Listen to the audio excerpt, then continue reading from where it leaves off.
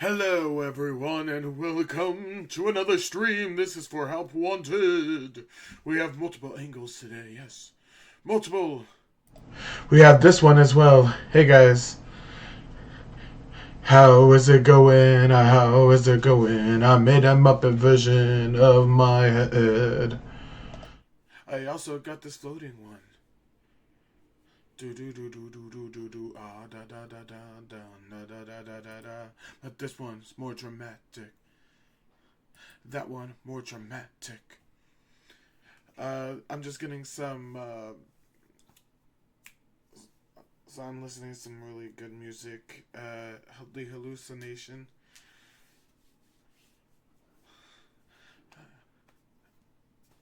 As I'm writing this, I'm beefing up, I guess, episode 2 of Help Wanted. I'm giving a more in depth, I guess, just like how I did with the Bubble Rock yesterday. Help Wanted is also getting beefed up, sort of, sort of stuff as well. Give me a second as I go and get some water. Some nice, delicious water.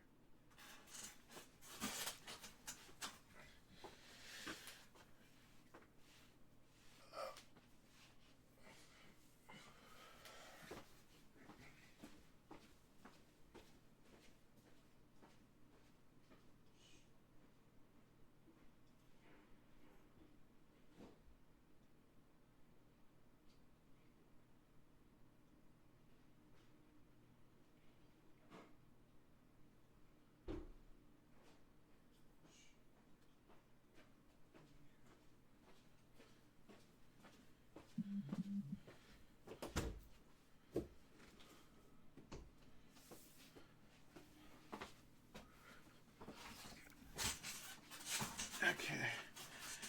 Make sure you guys have your water. I have strawberry kiwi water. 0 calories.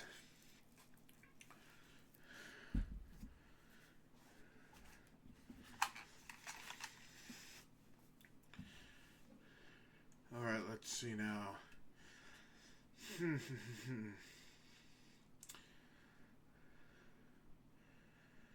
Sorry, I'm just trying to do the 7 panels.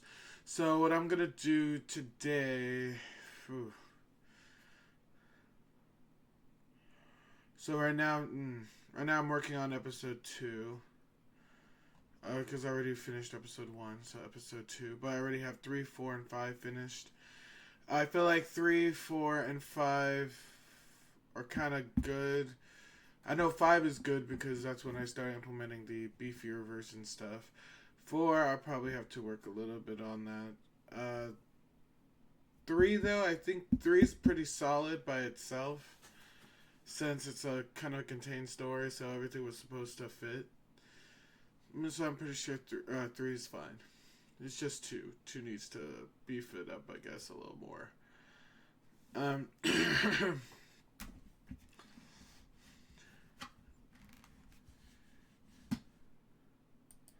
Sorry. I'm over here cleaning on stuff. Let's see. Yeah, there's me. Ha ha ha ha. I crazy looking. I know, right, guys? What we gonna do? Ba da da da da da da da da.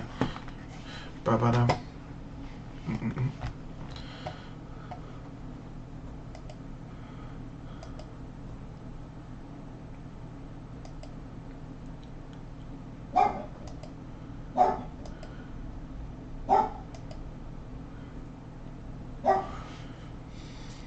Alright, let's see. Sorry, guys, I'm just writing. Sorry to burp.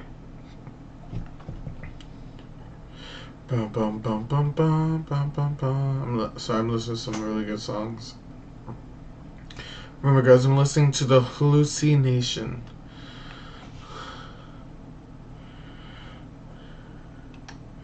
Ba ba ba ba ba ba ba ba ba ba ba. Gum bum bum bum bum bum bum ba da da da da da da. Dun dun dun dun. Bum bum bum bum bum bum bum bum. Bum bum bum bum bum bum bum.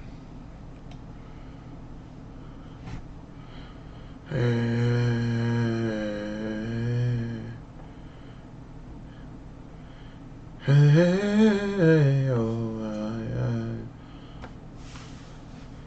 I'm making sure. Bum bum bum.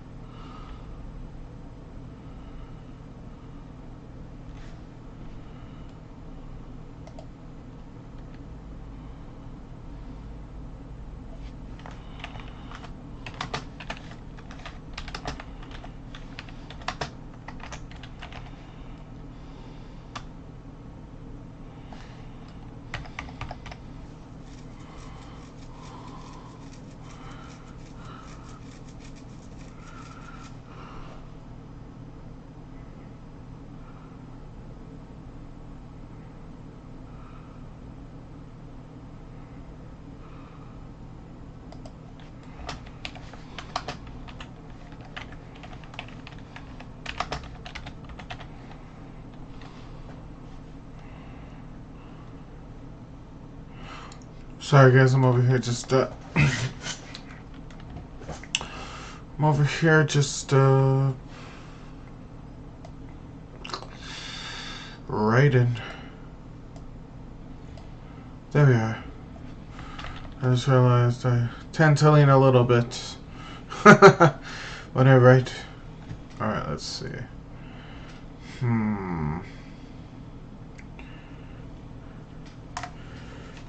Oh boy. Oh boy, boy, boy. Bum, bum, bum, bum. Bum, bum, bum, bum.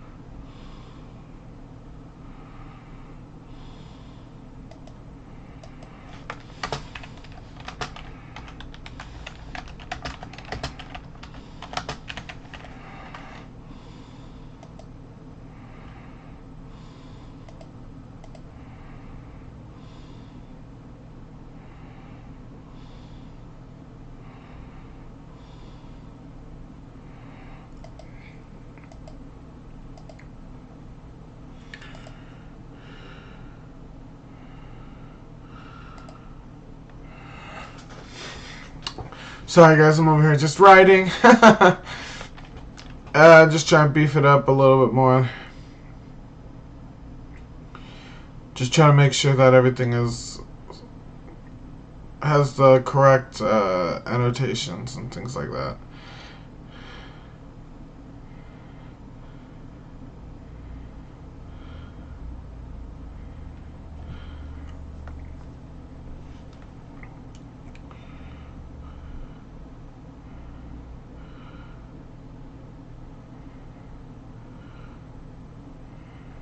Bum bum bum bum bum bum bum. Right now I'm listening to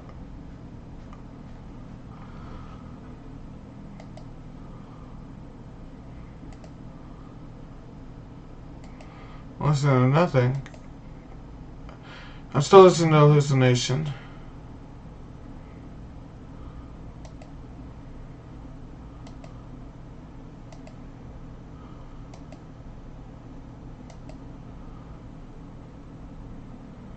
Now I'm listening to Northern Cree. Northern Cree. How you guys doing? Good? Hopefully you guys will catch this later on YouTube. It's with...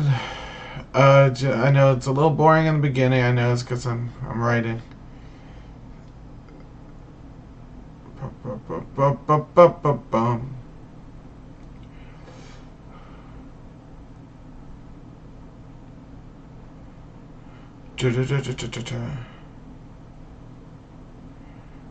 Let's see.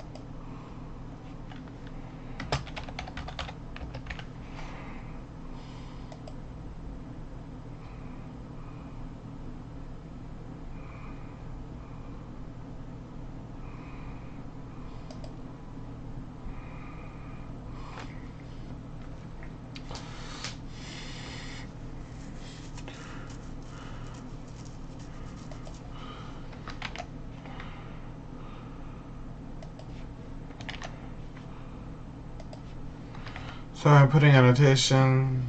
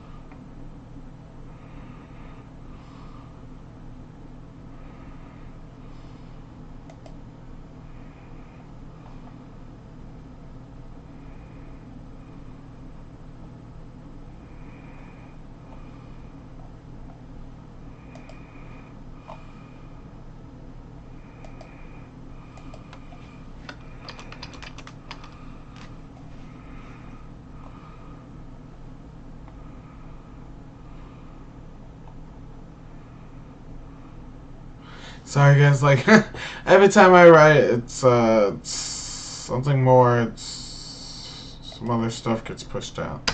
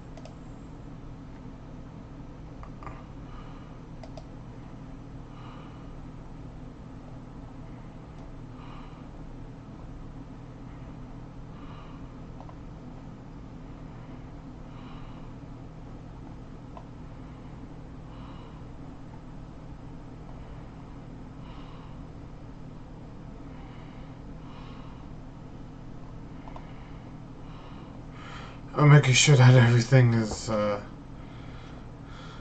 the other ones.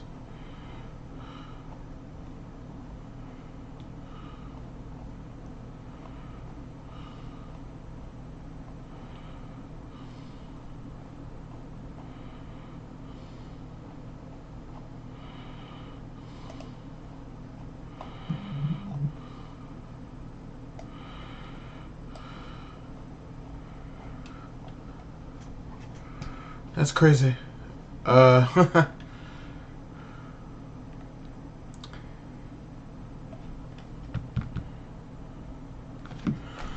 guys, I got a message.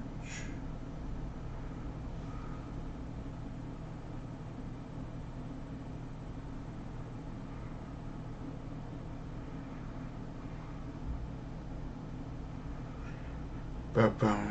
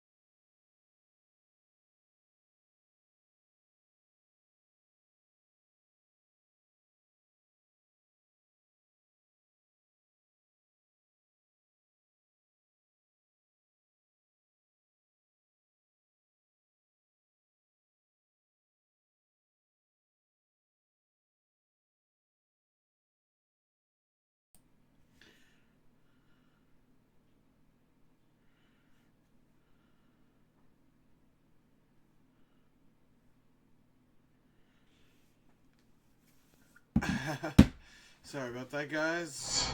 I had a phone call to take. Really quick one.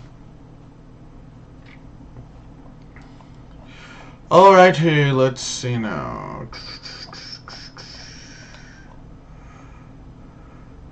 Help Wanted, Episode 2, Valentine's Day. Written by El Dragon.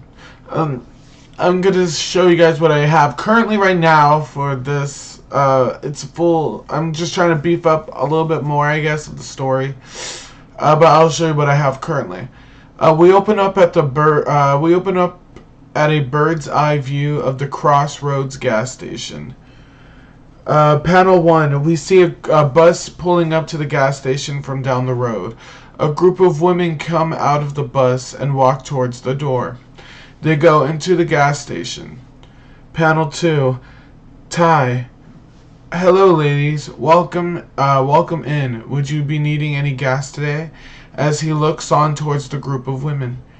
They tried their hardest to stay as a group as they shuffled through the aisles looking for snacks. Oh, no thank you, one of the females said with a sweet voice. One of the other ladies in the group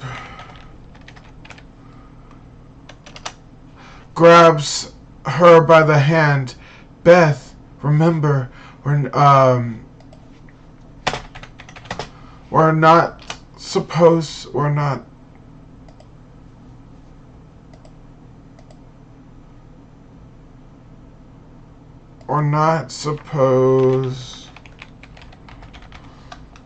to talk to men. Carla is going to hit you again if she catches you. Beth is panel 4. Beth is ushered out of the store by her friend.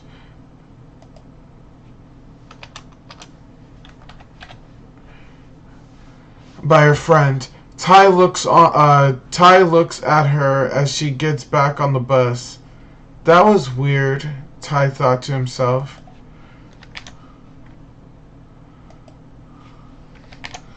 Ty thought to himself. The other ladies begin to bring their stuff up and wait for the oldest lady to come up as she chooses a soda and potato chips. Panel 5.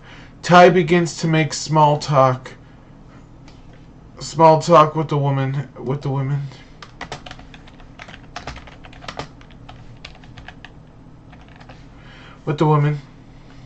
So, how are you ladies doing today? As he stares at the group of women. No response from the women. He asks another question. Are you guys going on a retreat? Maybe a ladies' weekend, perhaps? Still no response. The old woman finally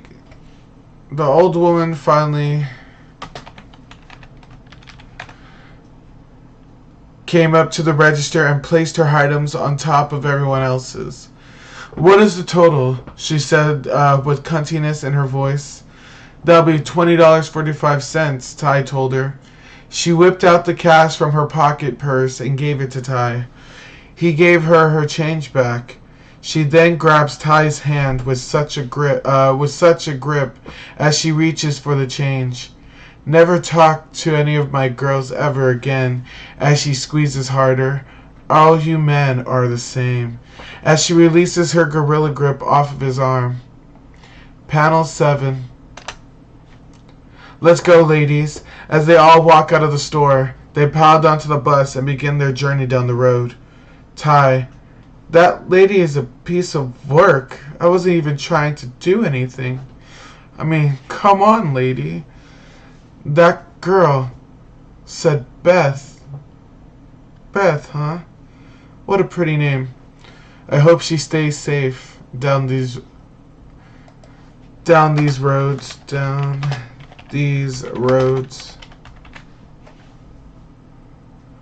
A theme song plays for help. So the theme song plays for Help Wanted.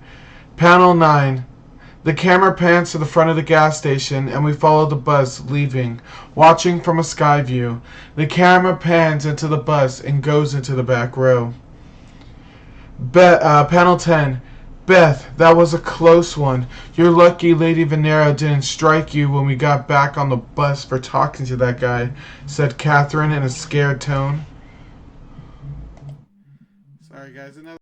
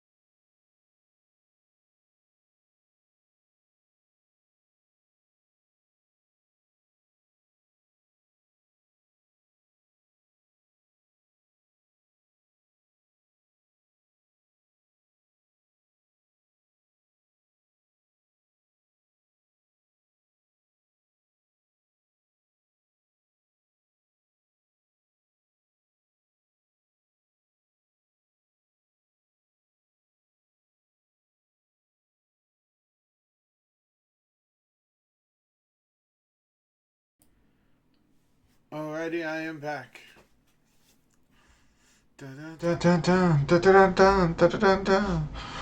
Alright, where was I? Let's see.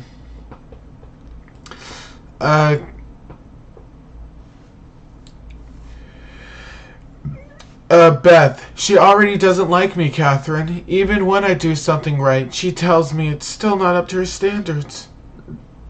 I was thinking of running away as soon as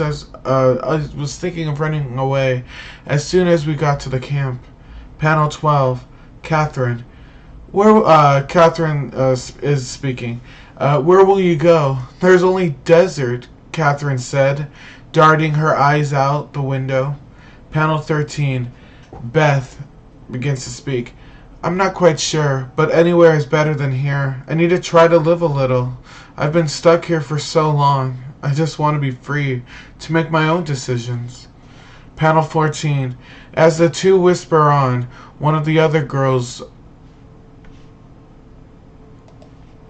overhears their conversation and goes up to tell Lady Venero, who is sitting there in the front row, looking quiet and endearing. 2 hours pass by. Well, I just say 2 hours later. Panel 15. Panel 15. All right, ladies. One of the women in the front started to speak. We will be arriving soon to camp, as the camp appears out of nowhere in the desert.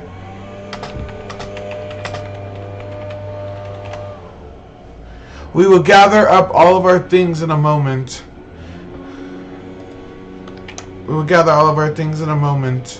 Make sure you are all well behaved. It is our greatest night, and it must go off without any hiccups.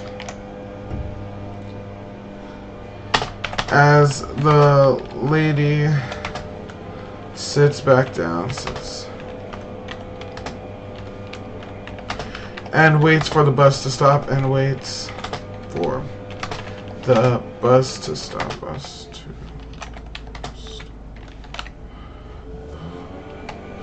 Alright. So, alright, ladies, one of the women in the front row started to speak. We will be arriving soon to camp, as the camp appears out of nowhere in the desert. We will gather all of our things in a moment. Make sure you are all well behaved. It is our greatest night, and it must go off without any hiccups, as the lady sits back down and waits for the bus to stop. Panel 16.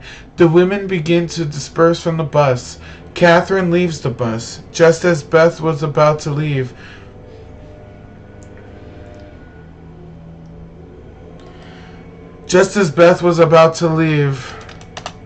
a hand grabs her shoulder blade. A hand grabs her by the shoulder blade.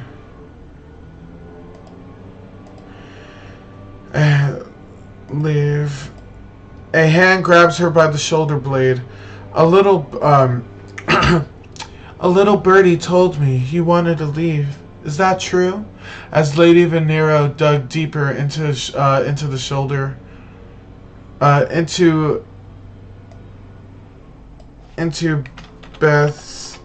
shoulder, into Beth's shoulder, Beth.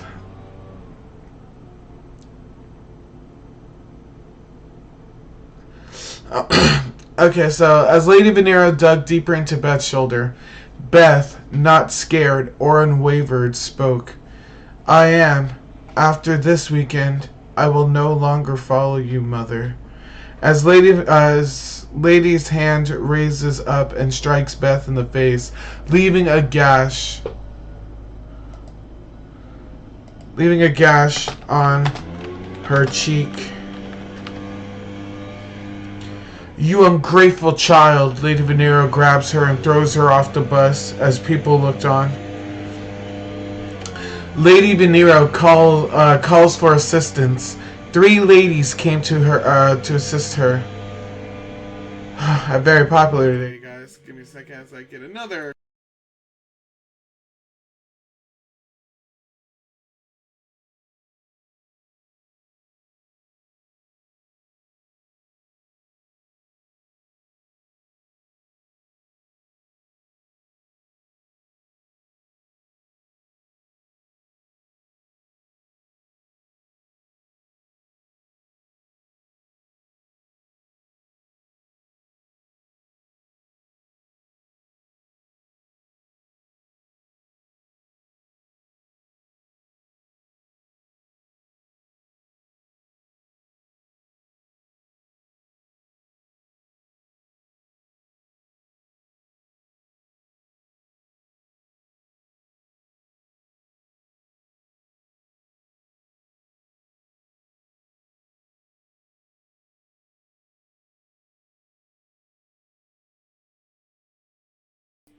Alright guys, I am back.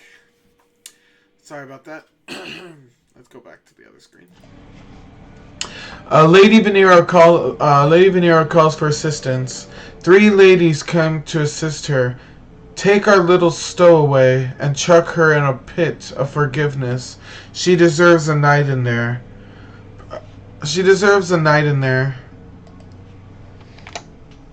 Please, no, you can't do this. You can't do this. Don't listen to her as Beth is dragged away and dumped into the pit. Okay, please, so Beth is, again guys, I'm not really a great actor, but, Beth is pretty much saying, please don't throw her in the pit.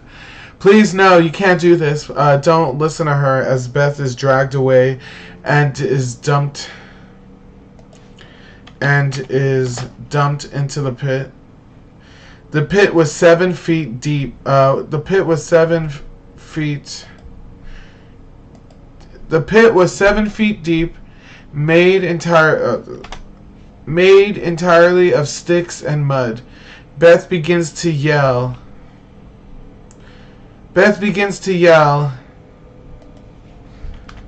as she is doused with a bucket of water inside of the pit.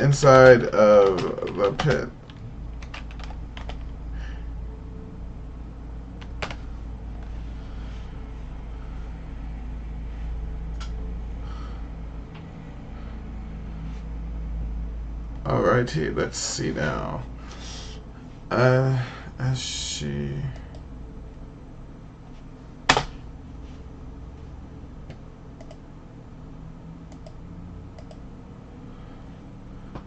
One of the ladies yelled out to her, okay. Please, no, you can't do this. Don't listen to her as Beth is dragged away and is dumped into the pit. The pit was 7 feet deep, made entirely of sticks and mud.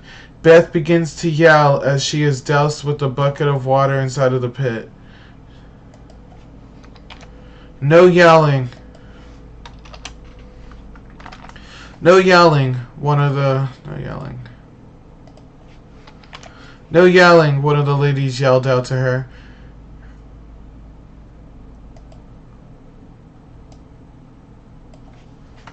Beth began to cry. Beth begins to cry as the hours ticked on by and nightfall came.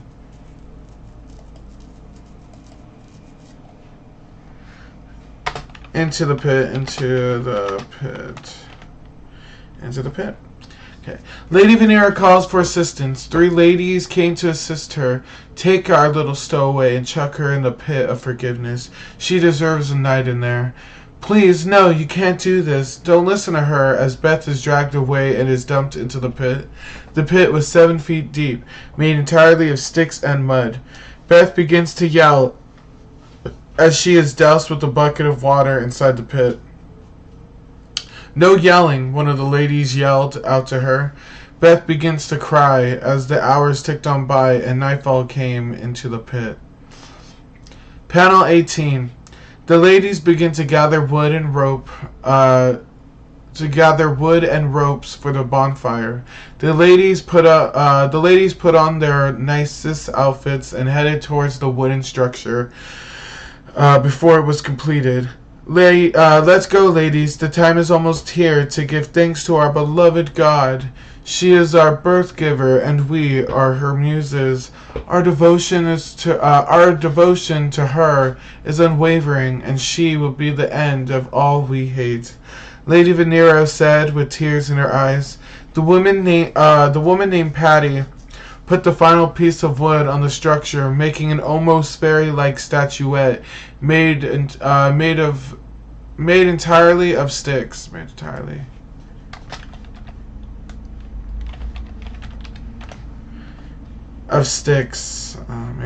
of sticks. Panel 19. Isn't she beautiful, girls? As Lady Venero goes next to the monument.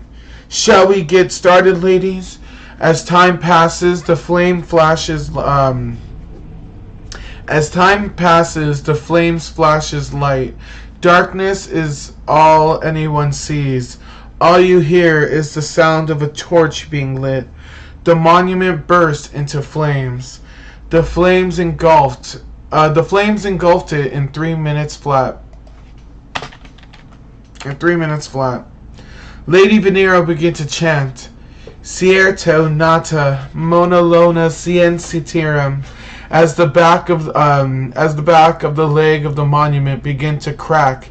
A hole soon emerged. Out pops a silhouette of a woman on fire. In the back, a pair of diamond wings.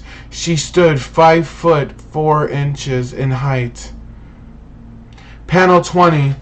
Gino, my God, take me as your vessel, said Lady Venero as the silhouette began to levitate off the ground.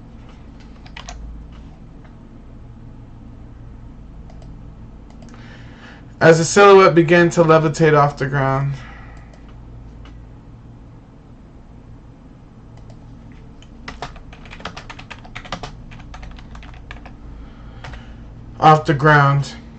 She flies up, looks around, and shrinks into a smaller fairy.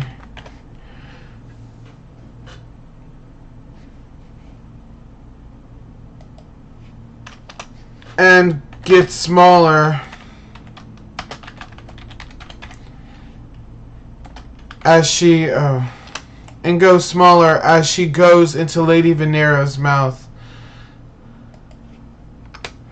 Panel 21.5. Her body begins to bend and morph. Yes, glory Gino, she screams. She screams as her body explodes into nothing but blood and mist everywhere. The fire goes out on the monument. All the women begin to scream and run, tripping in the dark, trying to get away. Panel 21. Hello? What's happening? Beth screams from the hole. Catherine, Sherry, Lana, she yells out again as she hears. All she hears is screams. 2 bodies missing their torso fall into the hole. Beth begins to scream as she stands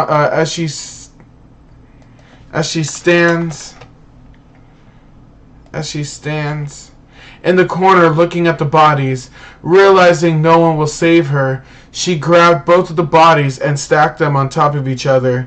She stands on them and hoists herself up and out of the hole.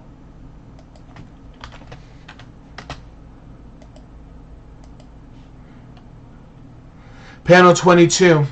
She runs to the side of the building, hearing women in the distance getting killed. She circles around the building to the front. She sees the bus keys in the bushes. She grabs them and makes a mad dash to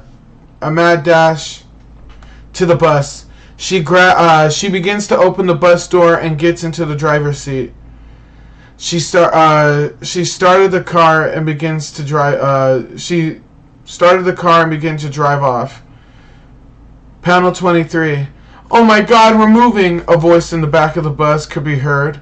Beth swerving on the road from the jump scare. She looked in the rearview mirror. She looked in the rearview window. Sandra, Clarice, Catherine, you guys are alive. Beth looked happy to see Catherine.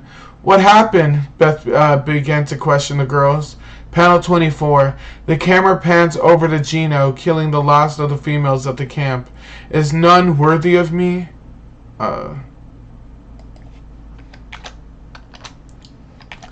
Is none worthy of me? She whimpers and whines.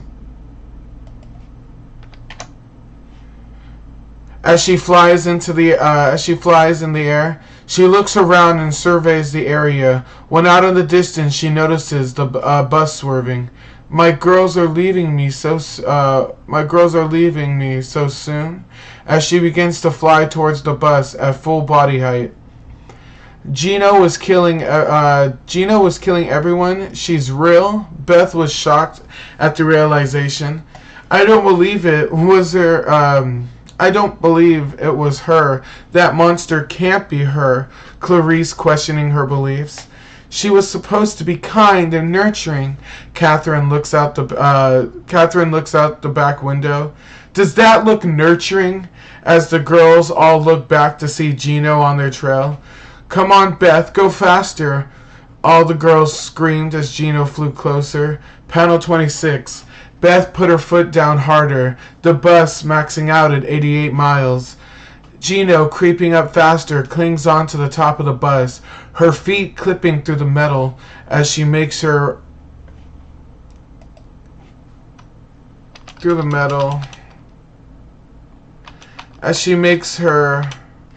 way up the driver's side. Quick on her feet, Beth yells out to Sandra. Get me the fire extinguisher near you. Sandra runs to it and makes her way up to Beth. Beth hits a pothole, making Sandra trip, and Gino to lose her balance on top, causing her to trip and crash into the front windshield.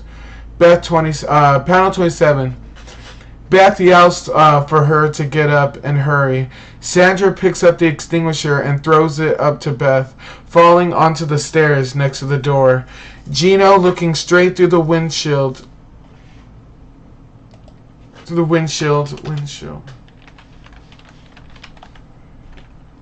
At the girls. Don't fight me, my dear children, as Beth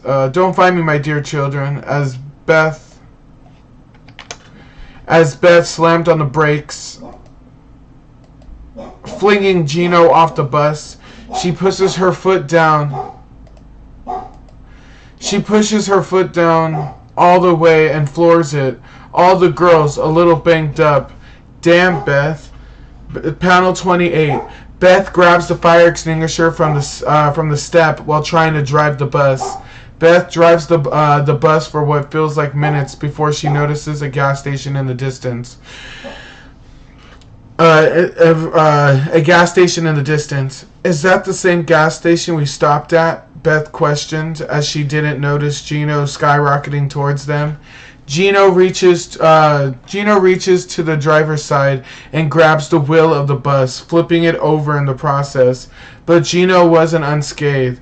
Beth was able to spray her with the fire extinguisher. Fire extinguisher causing her wings to go out. Panel 29. All the girls miraculously survived the crash. Beth yells out for the other girls. She looks out to the front of the bus, the windows blown out. She steps out of the wreckage, looking in the distance at the gas station. She helps the other girls out of the bus. Then begins to walk. They begin to walk towards the gas station. Panel 30. The girls halfway to the gas station look back at the bus, now on fire. Exploded with force, and out of the burning rubble pops out Gino, trying to regrow her wings back. The girls begin to move faster towards the gas station. Gino regrows her wings and starts to fly towards the girls.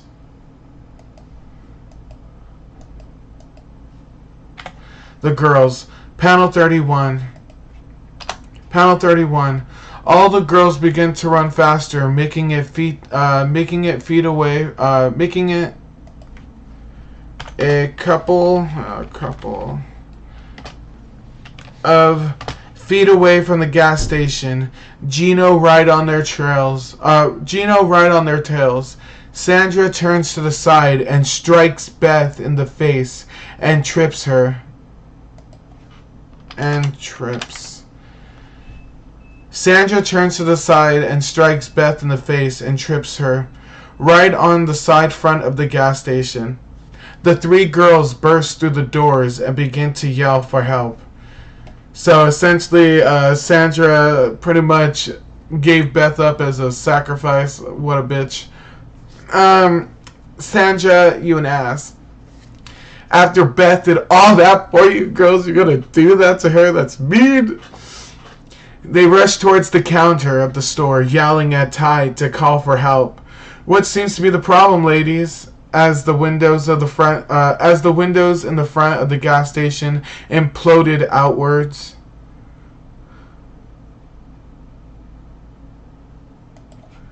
Sorry, guys, I'm putting in some stuff right now. Sorry. They rushed towards the counter counter of the store, yelling at Ty to call for help. What seems to be the problem, ladies? As the windows in the front of the gas station imploded outward. What the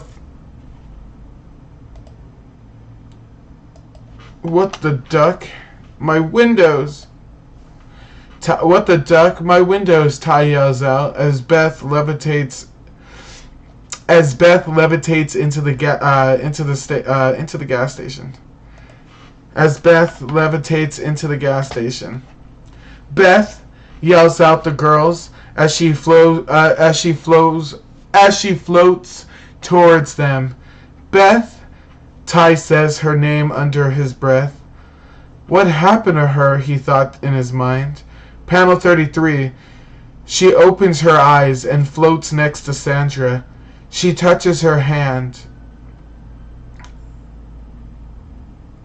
She touches the back of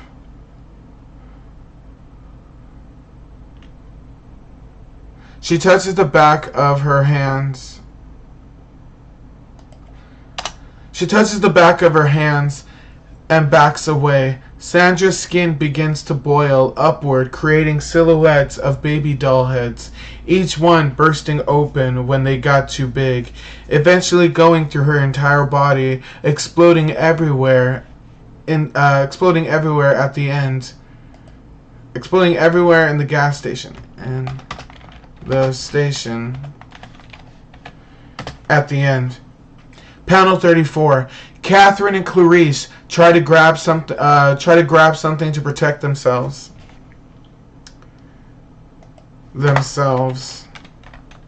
Protect themselves. Catherine tried to strike her with a broom.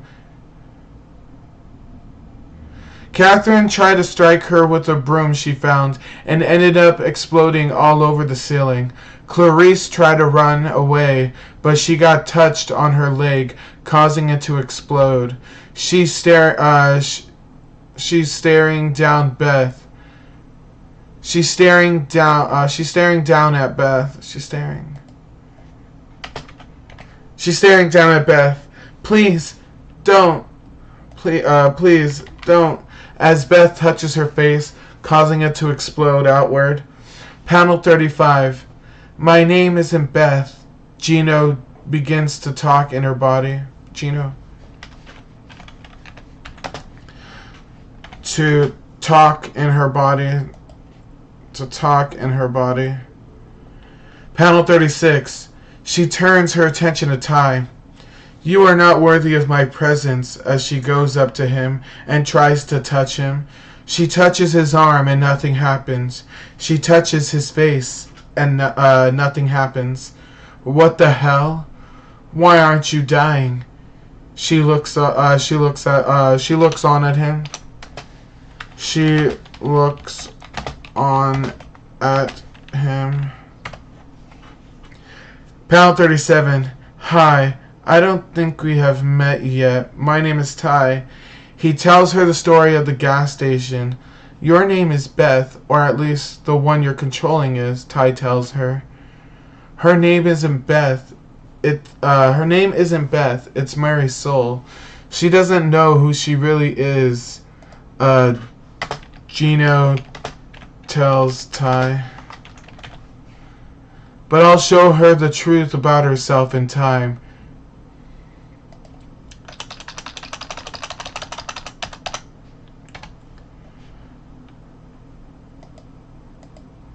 Gino tells Ty, but I'll show her the truth about herself in time.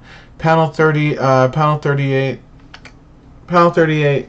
Would it be cool if I could ever take her out on a date? Ty asked Gino.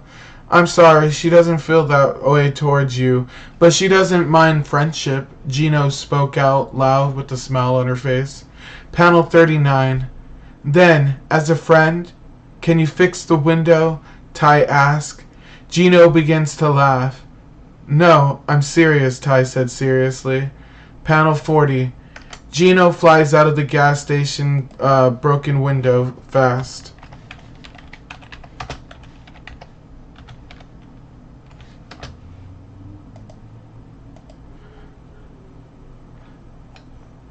And that's how it ends. So it ends with her flying off. It's pretty much deuces. I ain't fixing shit. Hopefully I can play that off as a laugh. Hopefully. But that's pretty much episode 2 of Help Wanted. Ty has a new friend. I would say not technically a new. I would say a new friend, but also that scary. Gino is a scary fire fairy monster. She's scary, man. She implodes people's bodies.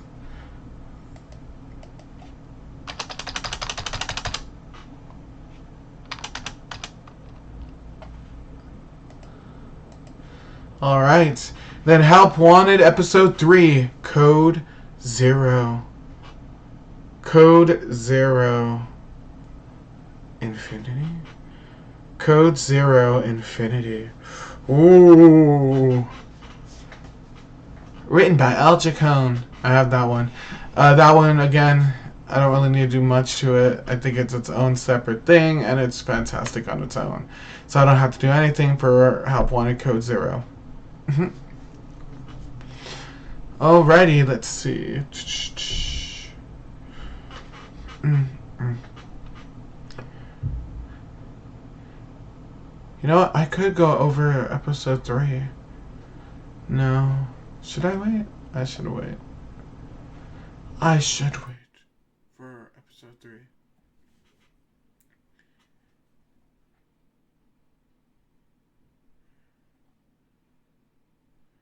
You know, this will be a twofer, guys. A twofer. Yeah, this will definitely be a twofer. Let's go with Help Wanted Episode 3. It's its own separate thing, guys. Well, not its own separate thing.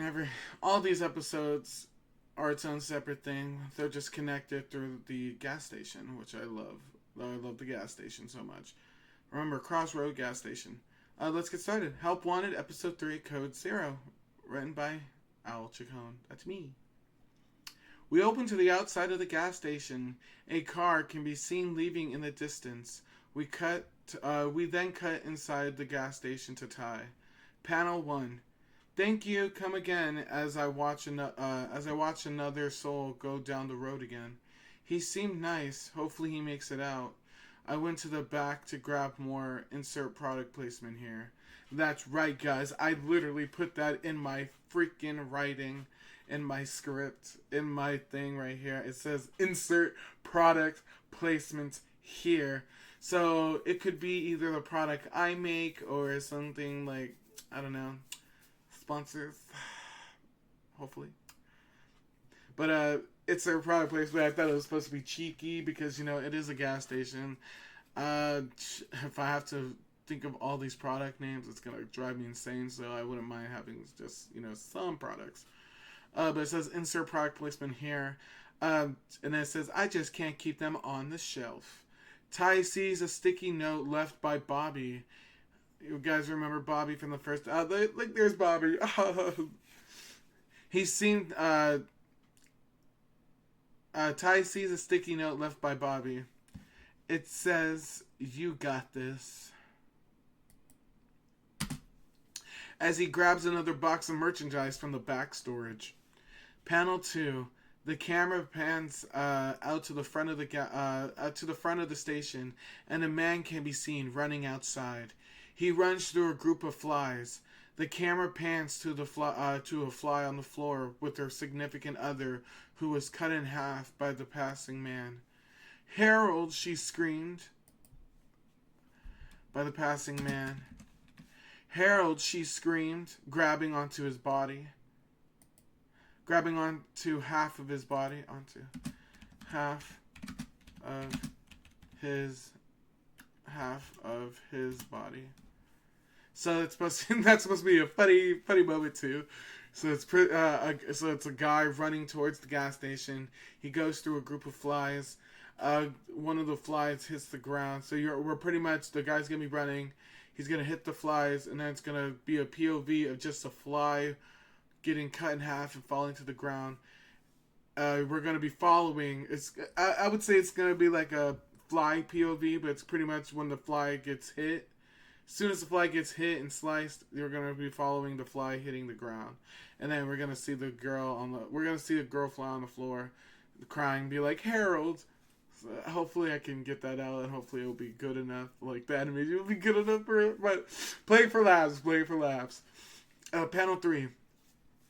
I was walking out of the storage room when a man crashed his body through the front glass door, asking for help. Oh. I keep on saying I. Ty was walking out of the storage room when a man crashed his body through the front glass door, asking for help. Ty goes over to him. Ty goes over to him as he dies.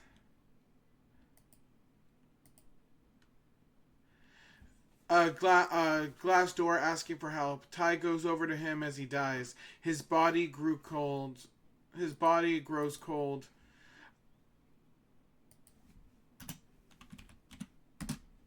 Ty turned his back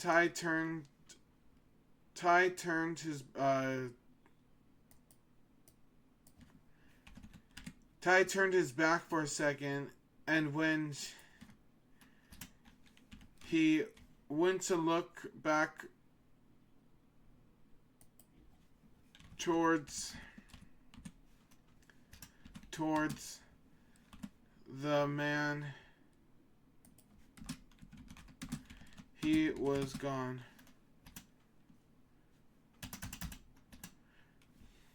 So Ty was walking out of the storage room when a man crashed his body through the front glass door, asking for help.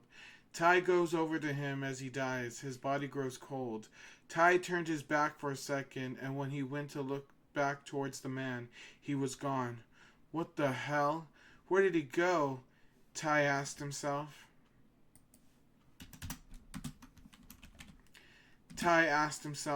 Theme song plays for Help Wanted. Panel 4.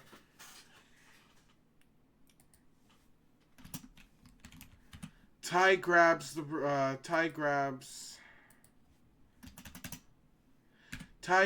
broom from the closet to clean up the broken glass.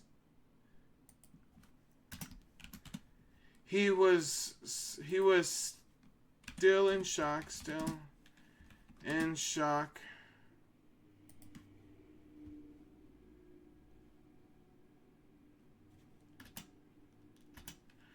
He was still in shock to see, about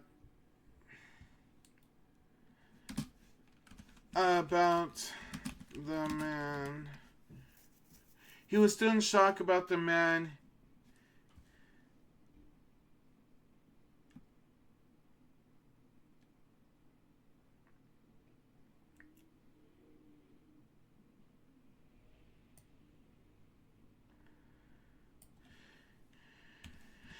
He didn't notice the door.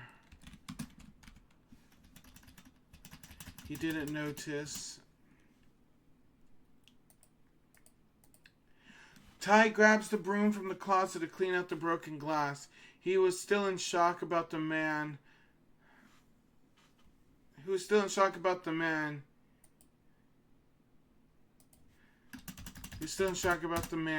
He didn't notice the door was fixed. Huh? That's weird. He told himself.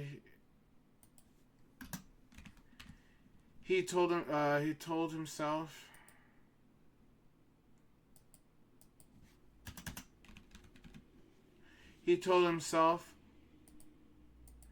He didn't notice the door was fixed. Huh, that's weird, he told himself, looking at the door and peering through the front window.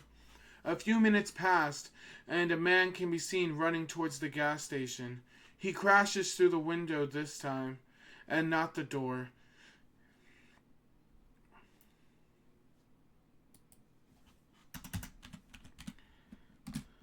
Ty ran towards him. It was the same man from a few minutes ago that crashed through the door. He was bleeding out slowly this time on the floor. Panel 5. Are you okay? Ty asked him. His throat cut with 2 shards of glass sticking out. I'll go grab the med kit. He turns around again to grab the kit from under the till.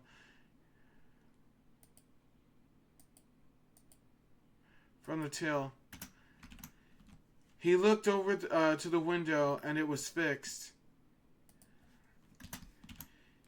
He ran over to where the man's body was. He was also gone. What the duck? He screamed out.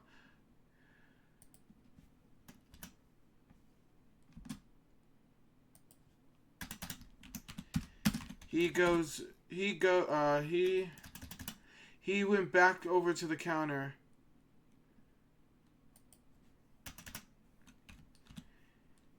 He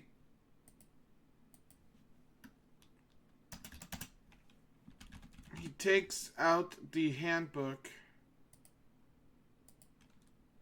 He screamed out. He went back over to the counter. He takes out the handbook he got from the first day on a job. Panel 6. Panel 6. He pricked his finger. He pricks his finger, and the book opens up.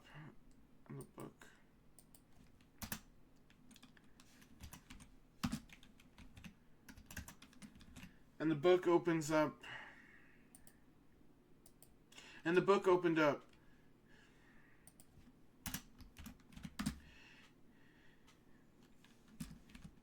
He begins to ask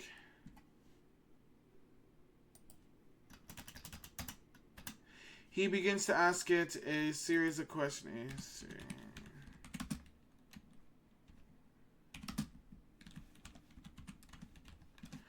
He begins to ask it a series of questions.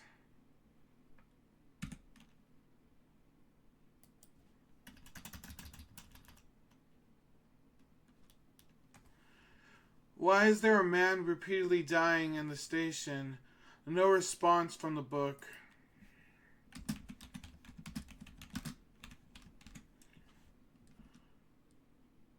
No response from the book.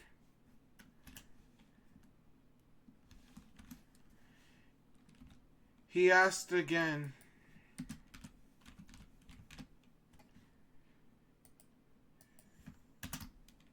It's the same man. The book begins to flutter and shuffle the book begins to flutter and shuffle its pages.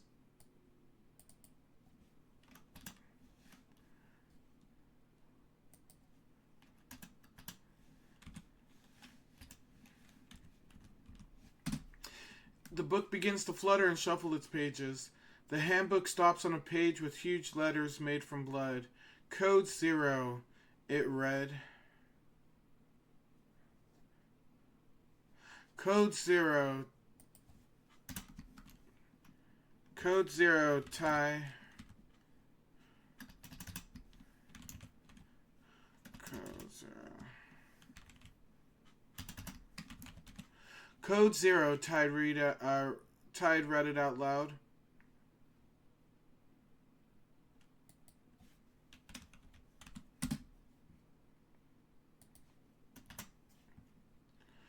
What is Code 0? The book flutters again. Caught in a time loop was the only thing on the page. Ty read it out loud. What is Code Zero? The book flutters again. Caught in a time loop was the only thing written on the page. On the page, as the man came back again, crashing through the other window on the right side of the front door, he screams out to help him as his body vanishes again. Panel 7, 12 hours earlier. Damn it, Sheila. How much is this gonna cost? As they start the birthday party for their daughter Emily. Travis, my parents are paying for it. He strikes her in the back of the head. Don't you lie to me. We can't afford this. After I lost my job, I've told you this. Looking disappointed at her, the other guests begin to arrive. Travis begins to drink. Panel 8. Travis begins to drink. An hour into the party, Travis was already drunk, going up to people and making an ass out of himself. Is as he hiccups. Everyone having a fun time as he keeps doing stupid stuff around the party. His little girl goes up to him, happy to see her daddy, not knowing what an ass he is. He asks, "Are you having a fun time, baby girl?" As he lifted her in the air, he playfully threw her in the air. At the moment, the movement he made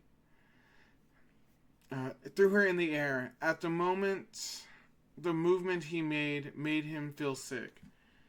The movement he made him feel sick. He began to barf on the floor as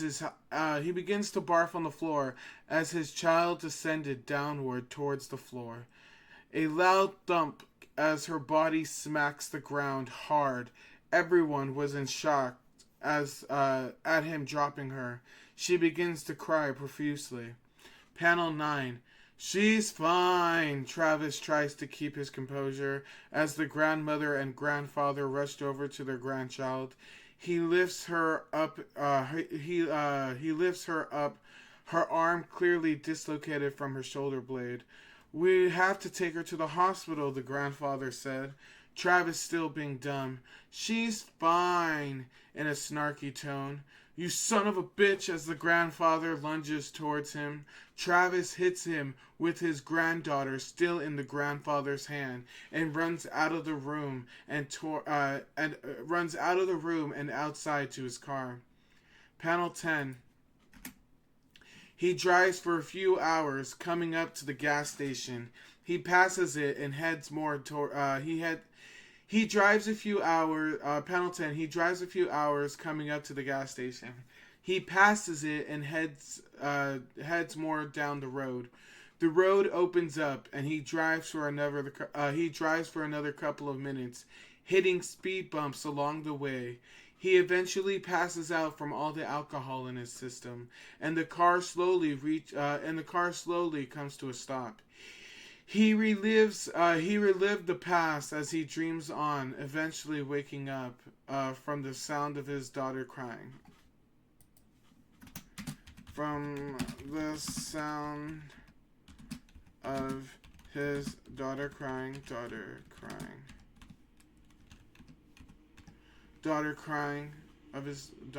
Panel 11. He wakes up in the car, dazed. Where the hell am I?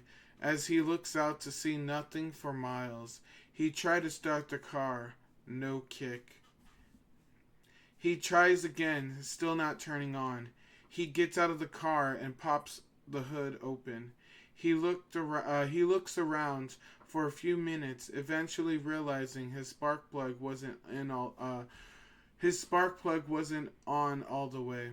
He tries to place it in. There we go. As he goes back to start the car, it turns on. He goes back to close the hood. He is sucked down into the ground, screaming for help, trying to grab onto the tire of the car. tire of the car.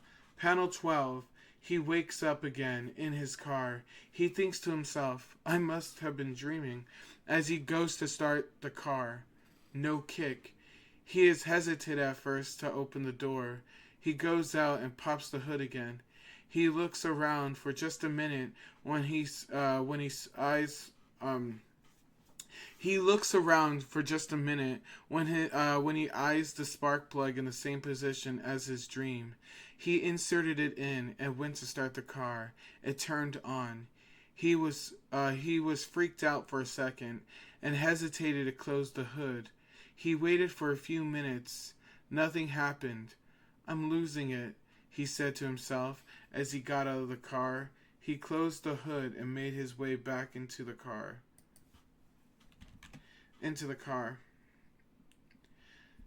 Panel 13.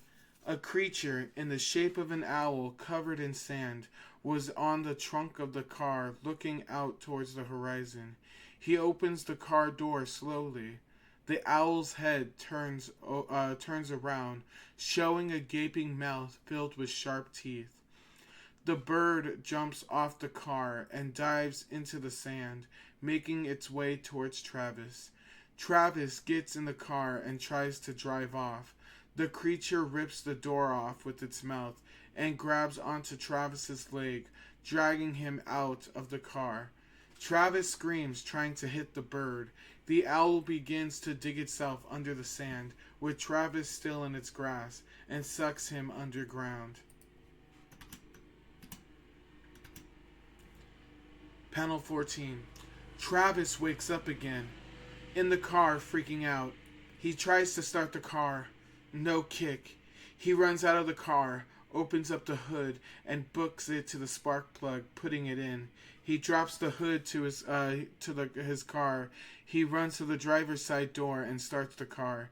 He pushes on the gas and begins to drive away. He looked back in the rearview mirror and noticed nothing there. As he drives, the front of the car starts getting hit by big rocks falling from the sky. He looks up to see two sand owls flying overhead. He tries to swerve as best as he can, but a huge rock cracks the windshield, making it impossible to see. Panel 15. The owls swooped down and landed on the hood of his car, clipping their claws deep in. They start tearing up the glass and smashing through it,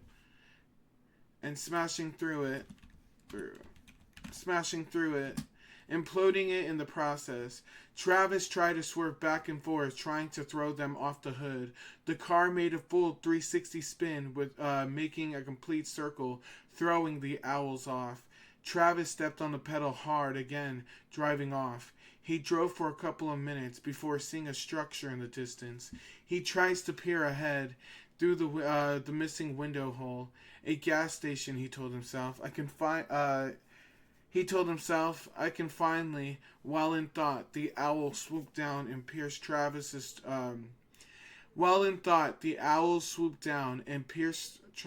torso and rips his body in half while flying upwards. A gas station, he told himself. I can finally.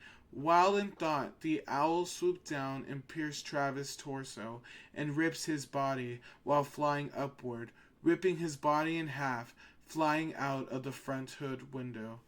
So he basically got sucked out of the front car window in half by the owls. Panel 17. He reawakens, driving again. The car stops and he has to run again. He reawakens, driving the car again. Right. He reawakens, driving the car again.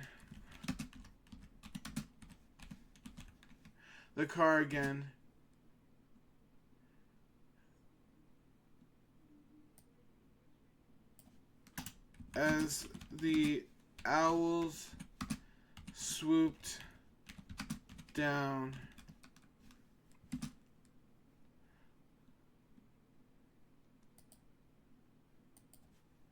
He stops the car. He stops the car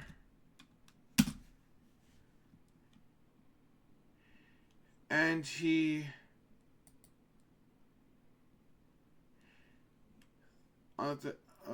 reawakened driving the car again. As the owl swooped down, he stops the car and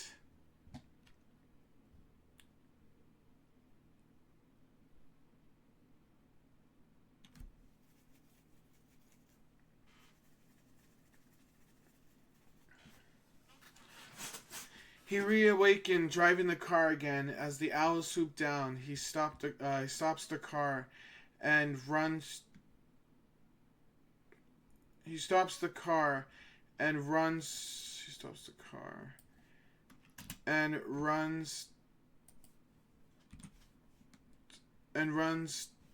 towards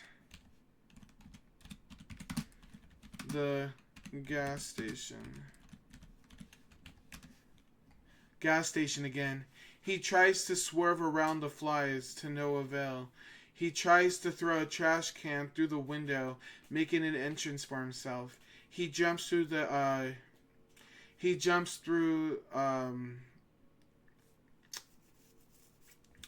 making an entrance for himself. He jumps through the windows. He jumps through the window. He jumps through the window.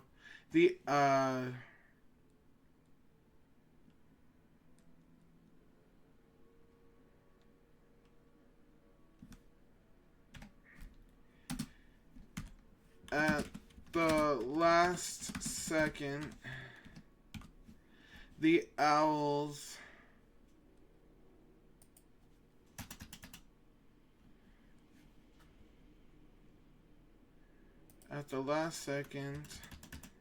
the owls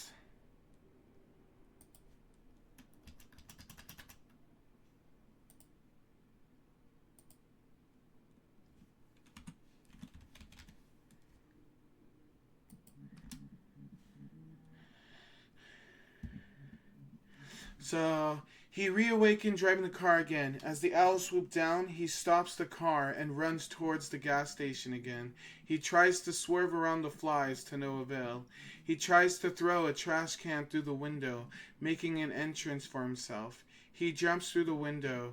At the last second, the owls were still able to grab him and slice his throat.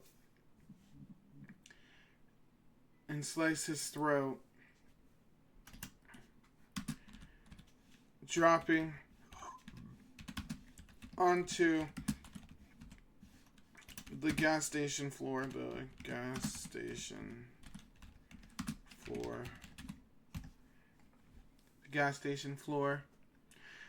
Panel 18. Present time. Ty takes the handbook near the door and asks again. How do I stop this? The book draws a pass. The pass has a fix-it ticket on it. Ty reaches for it, and he was able to grab it off the page. The book flew back to the spot Ty originally got it from. Ty opens the front door. He sees the man's car coming, and he ushers him to go around back. The man's car stalls, and he begins to run again. Ty ran out towards him. Panel 19. Ty reached the man and helps him get inside really quickly. They both slide under the truck ports for merchandise.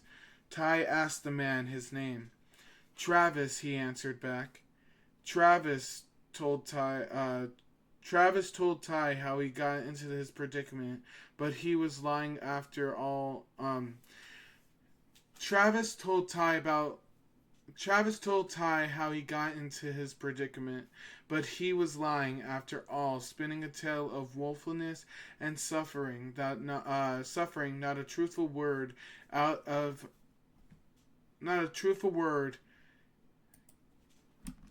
came out. Not a truthful word came out of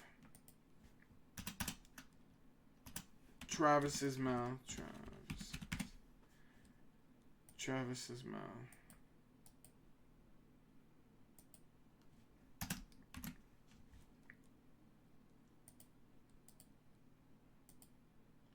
He was lying, after all, spinning a tale of woefulness and suffering.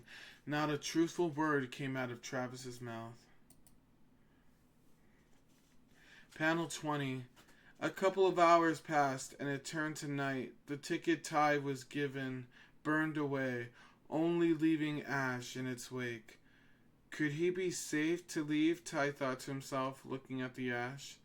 I think you might be able to leave, Ty told Travis. I'm too afraid to leave, Travis shuddered with fear. How can I be so certain? As Travis grabbed a can from one of the aisles and goes next to the front door, he tosses out the can, splattering food all over the floor in front of the gas station. Dude, what the hell?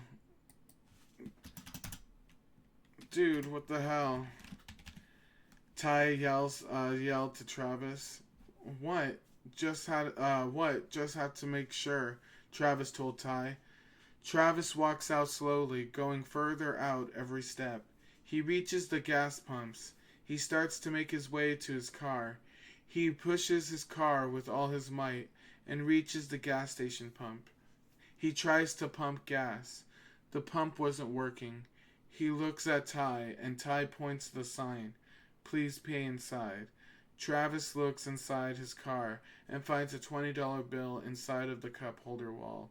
He goes back inside of the gas station. He walks towards Ty. Dude, what the fuck? Travis tells Ty. I have to run a business still, buddy. Sorry, Ty said calmly. Travis walks out of the store, grabbing some chips and a drink for the road. He fills up his car and drives away, going back in the direction of what felt like home.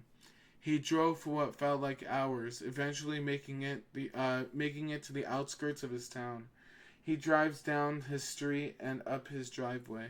He sits and ponders for a bit before getting out of the car. Panel 23. Everyone in the house. Everyone in the house comes out to see who just drove up. The grandparents, still mad, went up to the father. You have some nerve coming back here, the grandfather yelled at Travis. I have to come back and make it right. I hurt my daughter and I want to see her. Travis said calmly. You don't get to see her. Her arm is broken. As the camera pans over to the window to see the daughter staring into the driveway, her arm in a sling. She gets the urge to go outside. She runs to the door. Papa, she yells at him. Panel 24. She opens the front door and runs outside, making her way down the driveway. The camera pans back to the front broken car windshield. The two sand owls emerge from the hole and fly towards the little girl, grabbing the sides of her and flying away in a blink of an eye. Everyone in shock of what just happened screamed. What took her? What took her, Travis?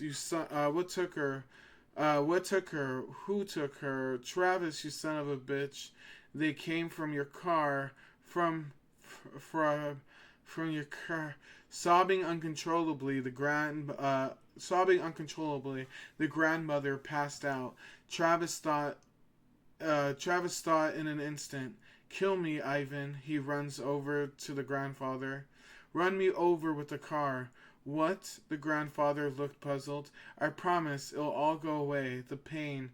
Just run me over, the grandfather, hesitant, punched Travis and threw him under the car. He got inside the car and started the car and hesitated again for a second. Travis yelled out, "Do it!" The grandfather backed up the car and drove over his head. Panel 25. Travis wakes up at the gas station. Oh, thank God. Travis, you're back. Ty pondering why he's back. The owls are inside my car, Travis told Ty. They took my daughter, so I killed myself to save her from them getting her. But your car is not here, Ty told Travis. Travis runs to the glass. His car wasn't there. No, but I killed myself. Shouldn't everything go back? As Travis runs outside, he looks around in the dark and cries for his daughter. Ty staring at him through the window. Panel 26. Morning came, and Travis was curled up on the floor, staring up at the sky. "Want to come inside?" Ty asked him through the window. Travis got up and threw a rock at the glass of the station. "Hey!" Ty yells as a trash can and Travis come flying through simultaneously. "Holy shit!" Ty yells out. Travis gets the trash can off of himself and gets up. Both Ty and Travis look to see two sand owls in the gas station, wings flared and mouth open wide. Panel 27. "Where's my daughter?" Travis yells out to the owls, holding back tears. "Where is she?" "I'm right here, Daddy," as Emily walked through the gas station entrance. "Baby," he calls out to her. The owls squawk in his direction. "Baby, yes. But you can't say that, Daddy. I'm no longer yours and Mommy's. Always fighting each other, never for each other. New Mommy told me she can't wait to show me the stars," as Emily rests her head on one of the sand owls.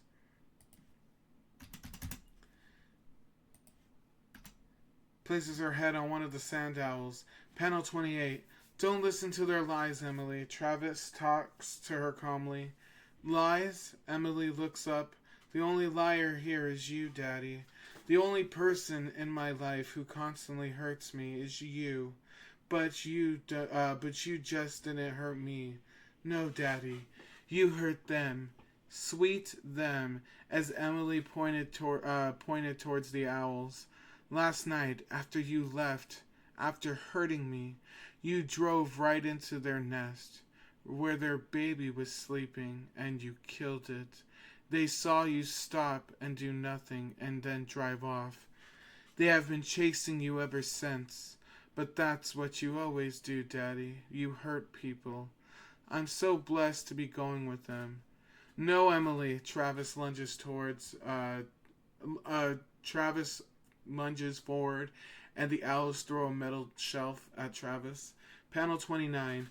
The owls begin to spit sand out of their mouths, surrounding Emily and encasing her in it.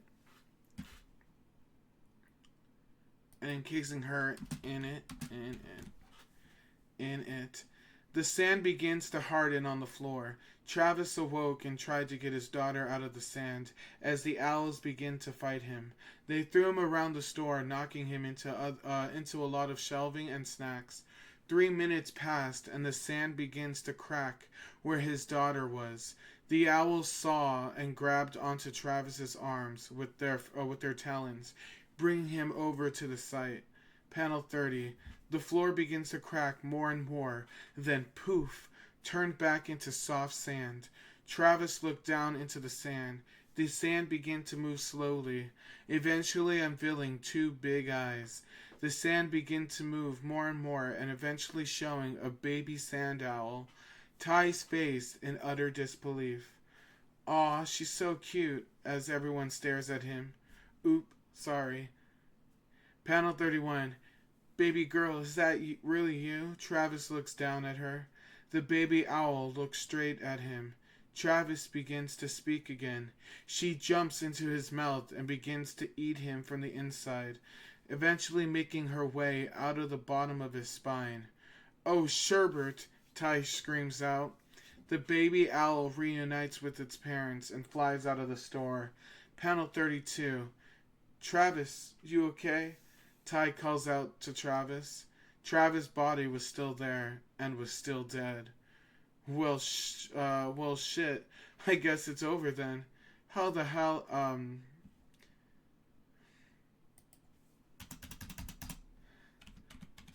How the hell am I going to label this? As Ty gets out the handbook and flips to a page and calls a number. Hey, it's me again. Yeah, the front door. Panel 33 as the logo appears. So it's the logo afterwards. I think it's solid. So it's pretty much Travis is dead in the end. I don't know if I want to add more, but like I can already see, like, you could tell that Travis is a dick, and I don't think he's really gonna learn really anything. And his daughter's pretty much fed up with his lies. So I think it's a good story of chosen family, and I think it's beautiful. The daughter gets to live out the rest of her eternal life as an owl, as long as she doesn't get hit by a car. God damn, it's crazy. But that's Help Wanted, episode 3, Code 0. The next one after that is Help Wanted, episode 4, The Little Laddies. The Little Laddies, episode 4. But that'll be for the next stream, I guess. Episode 4 and I guess episode 5 would be for the next Help Wanted stream. Or if I have, like, more, I guess, more drawings to show, I guess. That could also be the next stream. Let's see how it goes. But thank you guys for joining me in this crazy stream, and hopefully again you guys are probably seeing this at a later time, maybe on YouTube as well. So with that being said, thank you guys for watching, and bye.